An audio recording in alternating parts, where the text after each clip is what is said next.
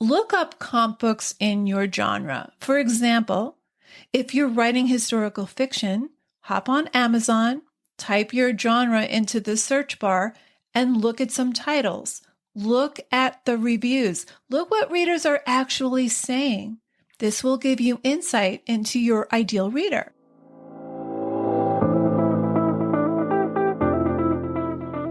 Writer Unleashed is for you, a writer who has a story you want to bring onto the page and into the hearts and minds of readers. I'm Nancy Panuccio, writer, editor, and writing coach.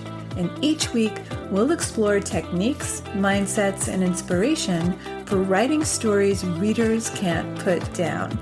Thanks for spending some time with me today. Now let's begin.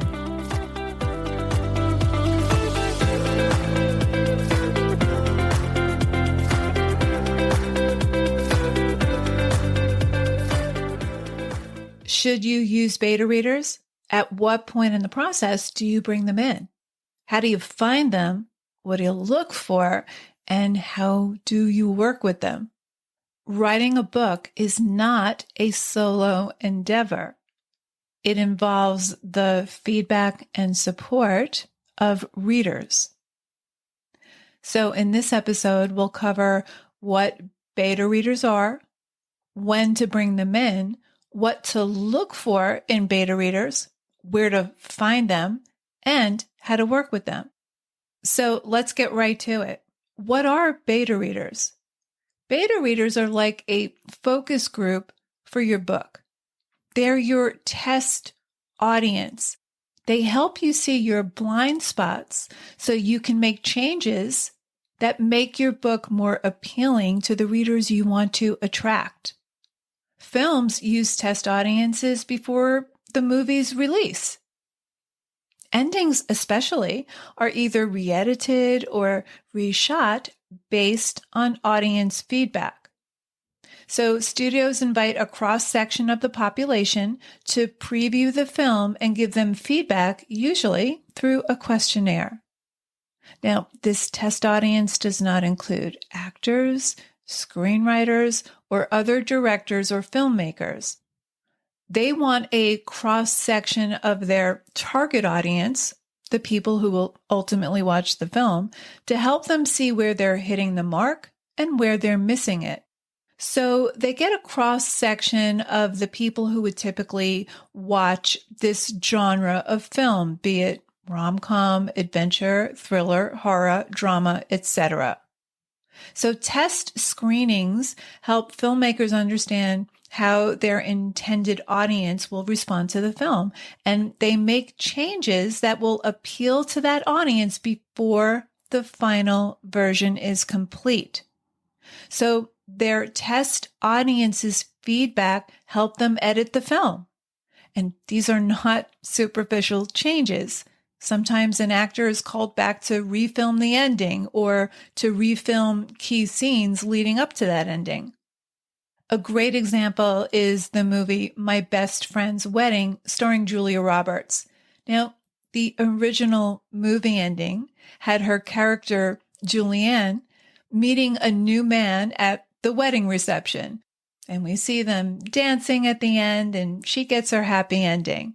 Now, test audiences hated this ending because the main character did a reprehensible thing. She tried to convince her best friend to marry her instead of his fiance.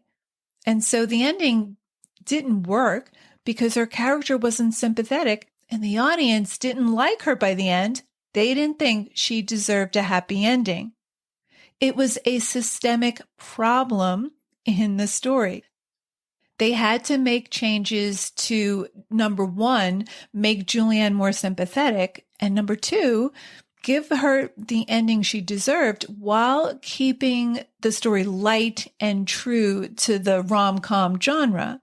So to tackle this problem, they expanded George's role, played by Rupert Everett, and made him Julianne's dance partner at the wedding reception. The director said that this change allowed the audience to forgive Julianne. So They expanded Rupert Everett's role to help make Julia Roberts' character more sympathetic. He's the moral compass. He's honest with her. And in the final scene, instead of her meeting a new guy at the wedding reception and dancing with him happily ever after, she winds up dancing with George. He's gay, so we know there's no potential romance, but it's much more satisfying and believable. So test audiences' feedback help them edit the film to appeal more to their target audience, identify narrative problems, including scenes that are meant to be serious, but the audience laughs at, endings that they hate or feel are cliche or contrived. And these test audiences' responses help them understand their demographic so that they can market the film. So your beta readers are a cross-section of your ideal reader. They're a great testing ground for your book before you send it to an agent or to an editor. And they give you valuable feedback that helps you revise your book to appeal to your target reader. Now, the key is that they represent your ideal reader. They're not other writers. Now, that doesn't mean that you don't have other writers, teachers, or coaches give you feedback. There are certain stages where fellow writers are beneficial and essential. So think of your story in 3 stages. You have your early stages, the first draft, the work in progress. Here's where fellow writers, teachers, or coaches are useful so that you have ongoing feedback, you learn techniques, you have exercises and strategies when you get stuck or when you feel you've taken it as far as you can, but you need guidance in pinpointing craft issues that you weren't aware of. Writers have a common lexicon, so they can help you improve things like pacing, plot, dialogue, character development, etc. So they focus on the big picture. There's a language that writers speak that helps you hone essential story writing techniques. So you can think of these as your alpha readers. They're the first to see your story in its various revision stages and iterations. And that's why they don't make the best beta readers, because they've seen the various versions of your story. They're intimate with what you're trying to accomplish. And so they're probably not going to be as impartial as someone encountering your pages for the first time. So in your early drafts, writers make good readers. And you will more than likely go through the revision stages more than once. But non-writers, your average reader, are more helpful in the final stage, when your book is done to the best of your capacity. This is your test audience, your betas. Beta readers are not for material that needs substantial work, so don't send a first draft. You want to make your manuscript as polished as possible. Your beta readers will not have the patience to slog through something that hasn't been edited, is all over the place, has too many competing storylines that don't feel connected, a story that's hard to follow. That's what your early drafts are for, but that's not what you want to hand to your betas. You bring in beta readers when you have taken your manuscript as far as you possibly can.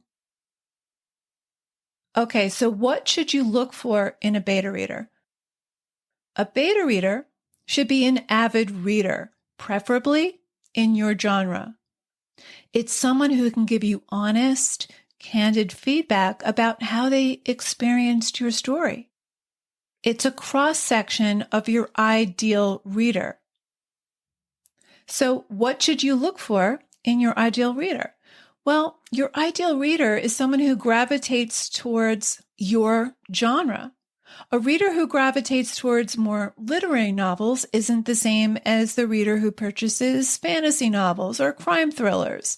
Someone who reads memoir probably doesn't read fantasy. Some readers do read a cross-section, short stories, memoir, and novels, but their taste might be more literary.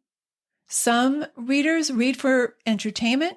Others are there for the character's emotional journey. So they read for emotional depth and engagement. So think about the type of person who would be most interested in your book, and then create a quick profile. Here are a few questions you might brainstorm on. First, what age group are they? For example, if it's a young adult audience, what grade level? If it's memoir, they're probably maybe mid-30s to mid-60s. Memoir is typically a more mature audience. Are they mostly female, male, or does your book appeal to both? What books do they read? Look up comp books in your genre. For example, if you're writing historical fiction, hop on Amazon, type your genre into the search bar, and look at some titles. Look at the reviews. Look what readers are actually saying. This will give you insight into your ideal reader. Do they read to be entertained or emotionally engaged? If you're writing memoir, they're more likely to be drawn to the emotional journey. If you're writing historical fiction, they may love being transported to a different era. If you write crime novels, they're likely to want to be entertained and want more of a fast-paced narrative. Why do they enjoy reading? What excites them about this type of book? Write a brief profile of your ideal reader. Okay, the next question is, where do you find your beta readers? Well, you want to start making connections with other readers, not writers, readers. For example, go to Facebook, go to the search bar and type in books, and you'll find groups like must-read book recommendations. I just went to that group page and I typed in historical fiction, and I instantly came up with this post. I am in need of some good historical fiction books. Now, there are 240 comments as of the time of this recording about historical books that other readers love. So get active in the comments, make relationships, get into conversation with people who read the kind of book you're creating. Goodreads is another place where you can find beta readers. They have a beta reader group. Reddit also has a beta reading group. Facebook has a beta reading group. Here's where you can ask if anyone's interested in beta reading your book. Make an ask. Say you're looking for betas for your fantasy novel. Have the title, give your full blurb, give them a sense of what the story is about. Also, you can offer to give them the first chapter to see if they want more. It's a good way to entice beta readers. You want to get 3 to 5 beta readers, a cross-section. Okay, once you've found beta readers who are interested in reading your book, the next question is, how do you work with them?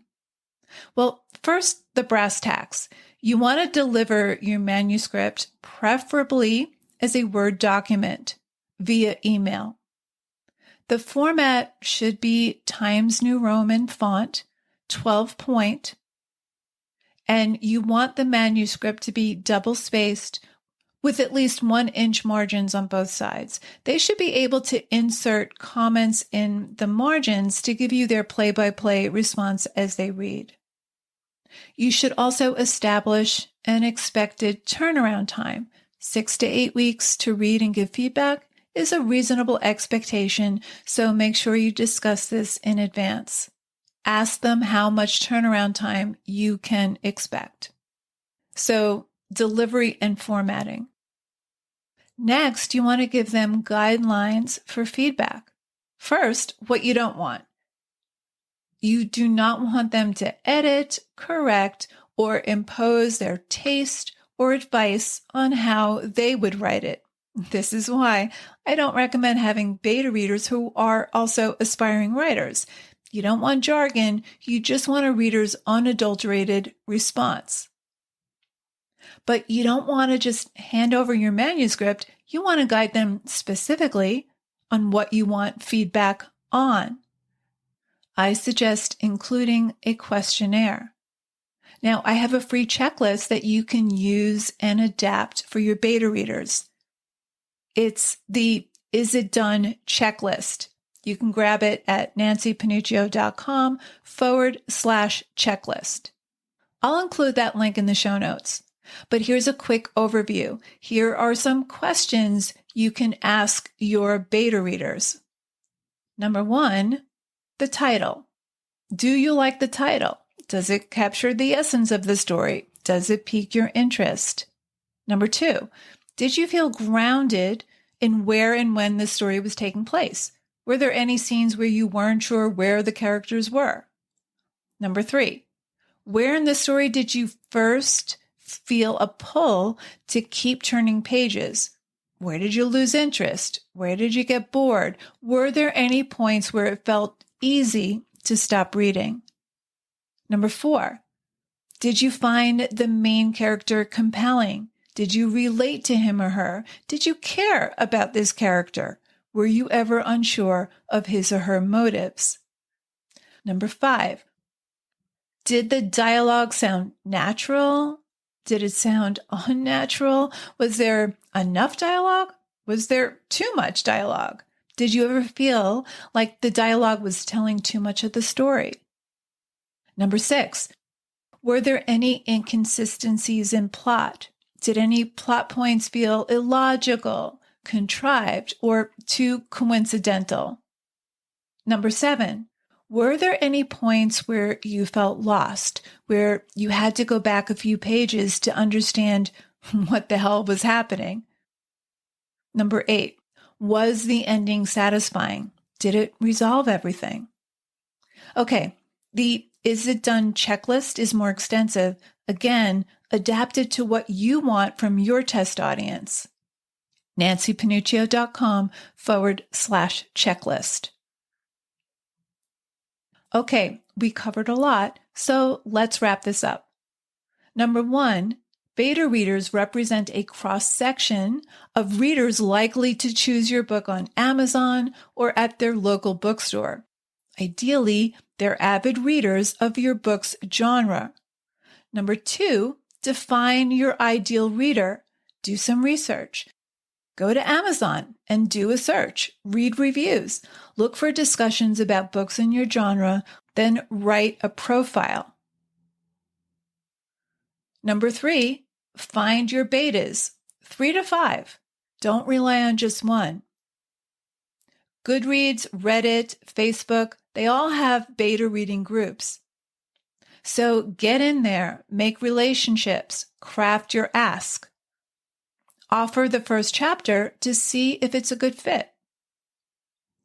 And number 4, we talked about working with your beta readers, how to format your manuscript, how to set the expectations of turnaround time, and guide them in what kind of feedback you want specifically. For help with this, again, the free checklist, nancypanuccio.com/checklist. Finally, you want to look for patterns when looking at feedback from your beta group. Don't try to incorporate every piece of feedback. Not all of it is going to be relevant or valuable to you. Consider what your readers are saying, but tune into your own instincts and look for patterns. Now, you probably should allow for a second round of beta reading after the initial suggested changes are made. But no matter what, you want to plan for the beta read once you have taken the manuscript as far as you can. You want to plan for it before you work with an editor, or maybe after you've worked with an editor, before you start shopping it to agents, or before you self-publish. Make sure your beta readers are a cross-section of the readers you want to attract. Your beta readers, your test audience, is an essential part of your book's evolution. So there you have it. Thanks for hanging out with me today.